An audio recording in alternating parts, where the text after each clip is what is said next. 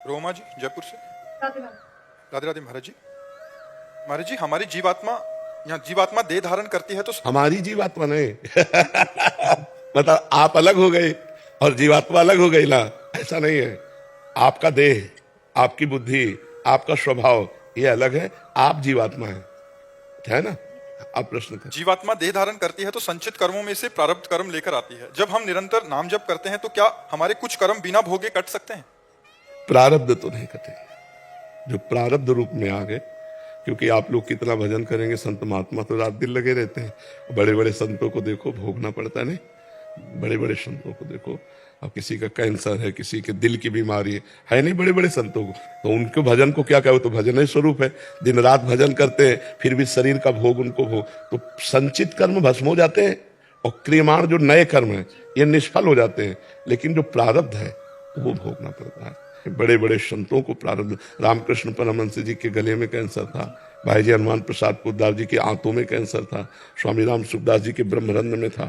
बहुत संतों के जीवन देखे गए जिनमें बड़ी भयंकर पीड़ायुक्त रोग पाए गए और महान भजनानंदी सिद्ध संत। तो हमें लगता है कि प्रारब्ध एक ऐसी वस्तु है जो भोग कर ही करती है। महाराज जी अगर वो अंदर संकल्प ले नहीं सकता। जो मिटाने लायक हो जाते हैं वो संकल्प नहीं लेते, और जो संकल्प लेते हैं वो उनसे मिटता नहीं। दोनों बात समझो।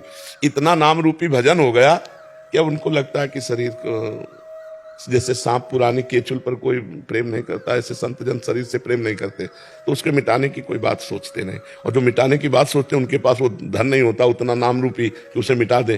जैसे आप लोग सोचो कि प्रारब्ध नष्ट हो जाए, नहीं होगा, भोगना पड़ेगा।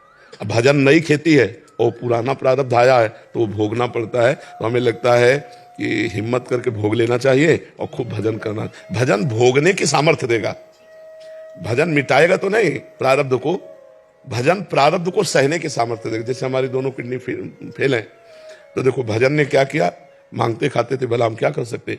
ये भजन का श्री जी का प्रताप कि हर व्यवस्था ऐसी है, मतलब व्यवस्थाएं मारी घूम रहे हैं।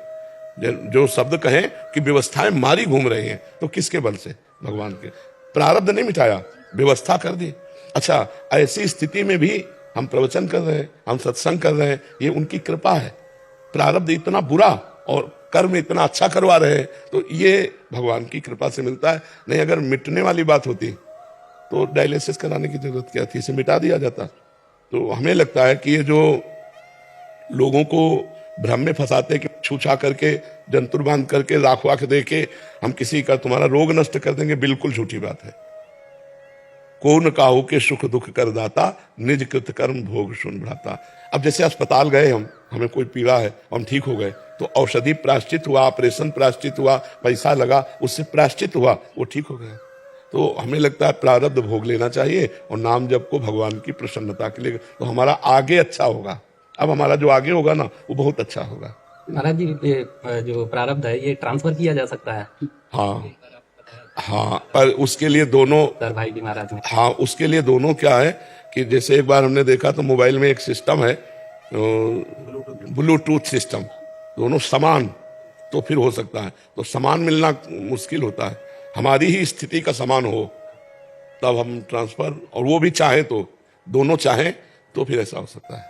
पर वो समान स्थिति, जैसे राधा बाबा भाई जी दोनों समान स्थिति के महापुरुष थे, तो उन्होंने घसीट लिया राधा बाबा के प्रारब्ध को, वो अपने, पर भाई जी को वही रोग हुआ जो राधा बाबा को होना था। तो हाँ, तो ये बड़ा मुश्किल है। एक अच्छा के मिलना, एक समान मिलना बड़ा कठिन, एक स्थिति के मिलना, तभी ट्रांसफर हो सकता है।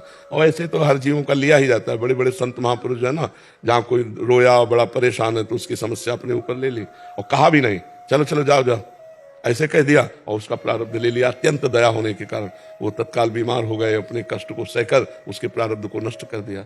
पर प्रारब्ध भोगना पड़ता है। एक राधा कुंड में संत भगवान रहते थे, रोज राधा कुंड की सफाई करते थे और भगवान नाम जप करते हुए गिरिराज जी की परिक्रमा करते थे और संत सेवा करते थे। तो एक दिन एक दुर्गंध युक्त आदमी उनके भजन करते समय आया कमरे में। तो पहली बात तो इस बात से कि दरवाजा बंद है, आया कैसे? तो उनका तुम कौन हो? तो उनका मैं तुम्हारा प्रारब्ध हूं। बोले किस रूप में? बोले 12 वर्ष गलित कुष्ठ के रूप में। तो उन्होंने कहा हमारे पास इतना समय नहीं कि 12 वर्ष हम गलित कुष्ठ लेके बैठे, हमें परिक्रमा देनी होती है, राधा कुंड की सफाई, संतों की सेवा। ये साधारण लोगों से प्रारब्ध पूछेगा क्या? वो तो चढ़ बैठेगा। हटा दिया कि नहीं हम तुम्हें स्वीकार करते, 12 वर्ष का प्रारब्ध नहीं। फिर दूसरे दिन भजन के समय आए, उन्होंने कहा 6 वर्ष दिन रात मिला के 6 वर्ष, तो उनका 6 वर्ष भी टाइम नहीं। फिर आए तीसरे दिन, उनका 6 महीना, हम 12 वर्ष का कष्ट 6 महीने में भुगा देंगे, उनका इतना भी समय नहीं।